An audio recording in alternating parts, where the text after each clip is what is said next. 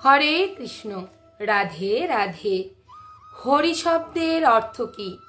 হরি বল কীর্তনানুষ্ঠানে জীবনকালে মরণকালে শ্মশান ঘাটে কেন উচ্চারণ করা হয়? হরি বলতে যিনি হরণ করেন, আমাদের জন্ম মৃত্যু জরা ব্যাধিময় মহা দুঃখ যিনি চিরতরে হরণ করেন, সচ্চিদানন্দময় পরম গতি দান করেন, তিনি হরি।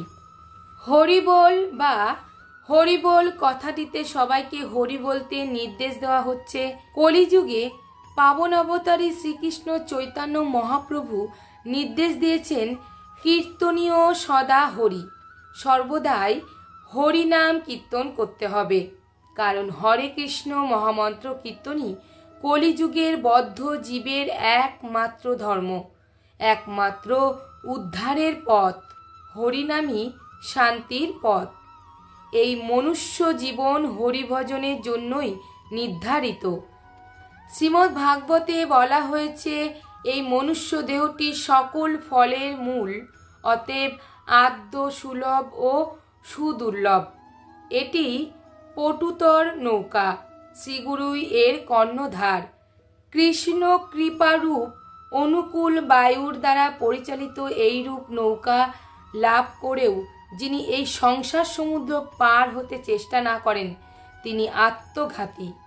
কিন্তু দুর্ভাগ্যবশত জড়জাগতিক বিষয়ে মোহচ্ছন্ন মানুষ হরিনাম কীর্তনের ব্যাপারে আগ্রহী নয়। সে সারা জীবন হাবিজাবি পরিকল্পনায় কাটিয়ে বার্ধক্যে হতাশাগ্রস্ত অবস্থায় এই সংসারকে সম্পূর্ণ অসার মনে করে ভগবানের কথা হয়তো স্মরণ করতে পারে। মরণকালে সুকৃতিমান ব্যক্তি হরিনাম স্মরণ করে থাকে। যখন লোক শবদাহ করতে শ্মশানে যায়, তারা হরিবোল রব করে, কারণ তখন স্মরণীয় এই যে আমাদের সকলের এই প্রিয় জড় শরীরটি যে কোনো মুহূর্তে ছেড়ে দিতে হবে। যদি এই জীবন সার্থক করতে হয় তবে হরিবোল হরিনাম কীর্তন করা উচিত।